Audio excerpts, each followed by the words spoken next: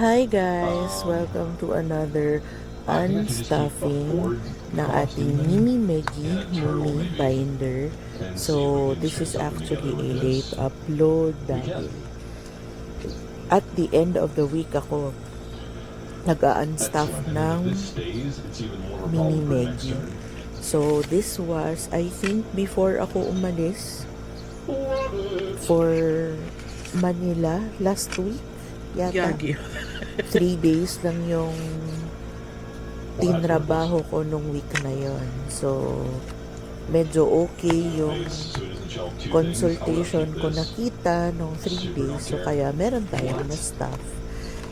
At meron tayong konting baon papuntang Manila. Plus, I think salary, andito din yata. Yes, andyan din. So, ayun lang, we're stuffing our sinking funds. So, lately ko lang naisipan na i-track yung sinking funds ko rin. At hindi pa ako natapos sa pag-track ng sinking funds. Kasi para malaman ko rin kung kailangan ko bang mag-condense, kailangan ko bang maghiwalay ng category. So, noon dami kong categories, pero ang dami ko kasing gusto sa life. So, yun lang. Right now, yung priority ko sa bills is yung mortgage. Kaya merong yung booster na nasa yung first envelope na yung merong 1 month ahead na na label, sa kanya ko nilalagay.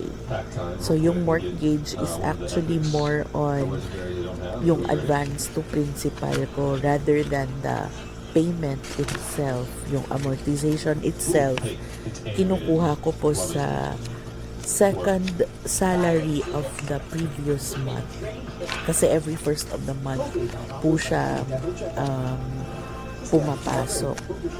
So, anyway, this is my bills binder. So, itong loans at CC yata, inano ko to dineposit ko na time na yan. So, ayan yung marker ko which will indicate na next time dun tayo magsa-start sa metro. So, we have for credit cards. Naka 300 tayo for that week. So, ayan, ito I think na-deposit ko rin kasi umabot na rin ng 1,000. So, pag 1,000 plus na, hindi ko na po yan pinapatagal sa binder. Tinatry ko naman na mag-deposit agad. Kasi masakit if mawalan ka ng pera.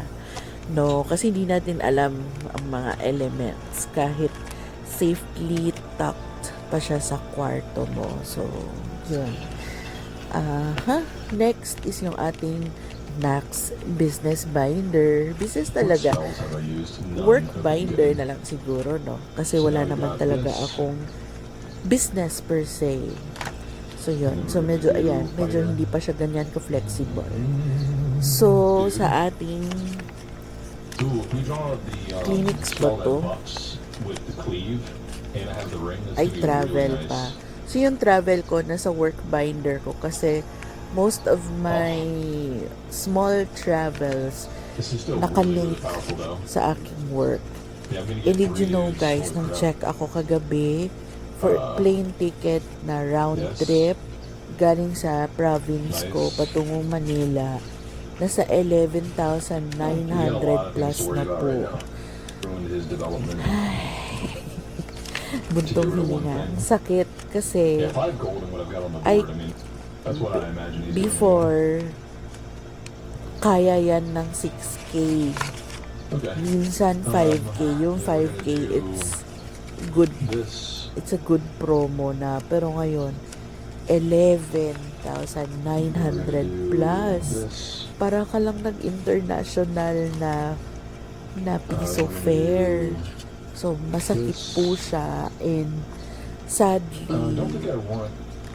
kailangan ko kasing mag-travel para sa thesis ko dahil hindi pa talaga siya natatapos. Pero hindi ako nag-book muna. Siguro I'll try to ride April 16 to 30. Hopefully after April 30, babalik na ulit yung surcharge.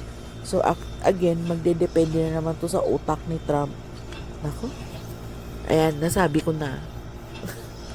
Magdedepende na naman to sa utak ng mga nagigera doon.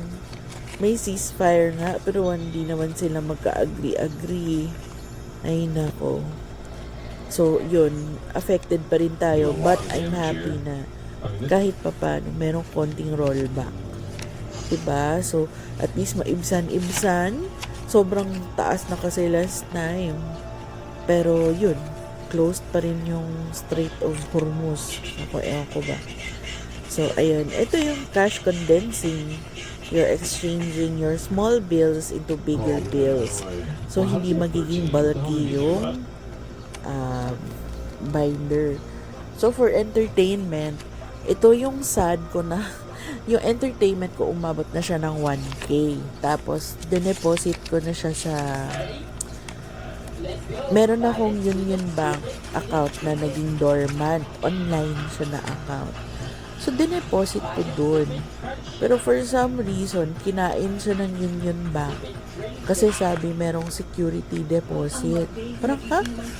Ba't siya magsa-security deposit? Wala naman akong loan. Wala naman akong utang.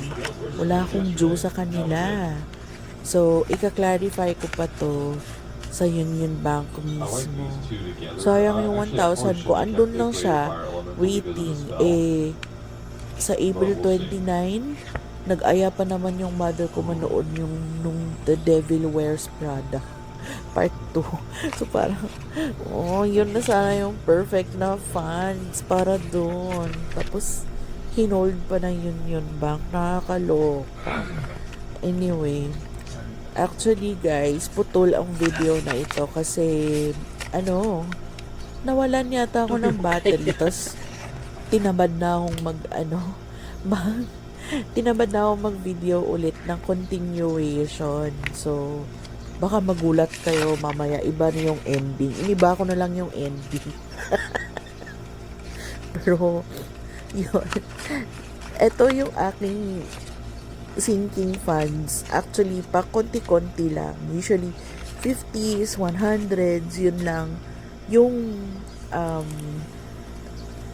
Yun lang yung nilalagay ko. So, dahil sa dami ng categories ko, medyo mabagal po siyang umabot sa target amount. Kung merong target amount. Yung iba, free standing lang yan eh. Wala naman akong specific target.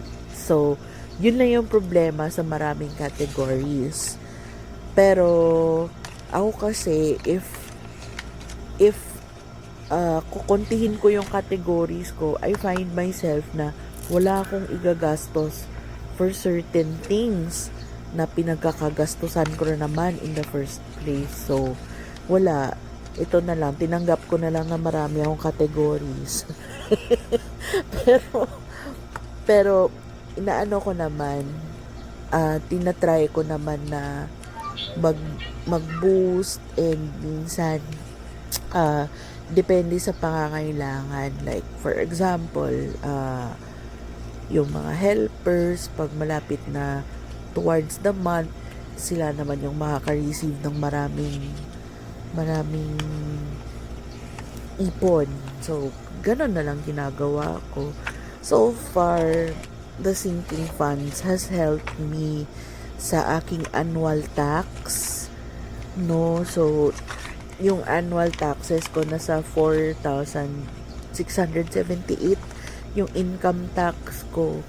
So, ay 3,500 nun na save ko via sinking funds na medyo accelerated kasi January ko lang naisipan na mag-sinking funds for taxes. At least now, andun na siya permanente. So, yung aalahanin ng envelope na yon is yung bayad ko sa retainers fee ng bookkeeper at saka yung next na annual income tax. Kasi annual lang talaga ako nagbabayad. ah, professional and mixed income. So, yun. Tapos, you save your 2,307. So, sinisave ko yon. So, laking minus niya talaga sa taxes ko. So, pero pag i-compute mo, ay, malulula ka. Kasi umaabot minsan ng 30% ang kaltas sa kabuuang income mo. So, hindi ko na lang inaano yung mga 2,307. Pero pag iipunin nyo po yan. So, ayan, I also started to stuff for grocery and food. Dati, hindi masyado. Ngayon, nagsa-stuff na ako. And I'm glad na meron ng konting amount yung pang-market ko. Ayan, no. Meron akong naiipon kahit papano. So, kahit 1,000 every 2 weeks at least, 'di ba, hindi na masyadong malaki ang i-require of me when the time comes na toka ko na yung pagmamarket. So, I also wanted to make a video about meal planning. Iniisip ko pa paano to go about the meal planning content dahil hindi naman talaga ako yung nangangamay magluto, pero ako yung nangangamay mag-grocery. So, yung veggies namin, usually nagpapa-deliver na kami dahil sa init ng panahon. Ayoko rin sumabak yung mga help namin na lalabas in the middle of the day or super early ng umaga para malengke. Kasi yung early morning, nakatutok sila sa father-in-law ko. So, hindi rin kaya mamalengke ng ganun ka-early in the morning. So, nagpapa-deliver na lang kami ng veggies. So, actually dito, nagsuffer yung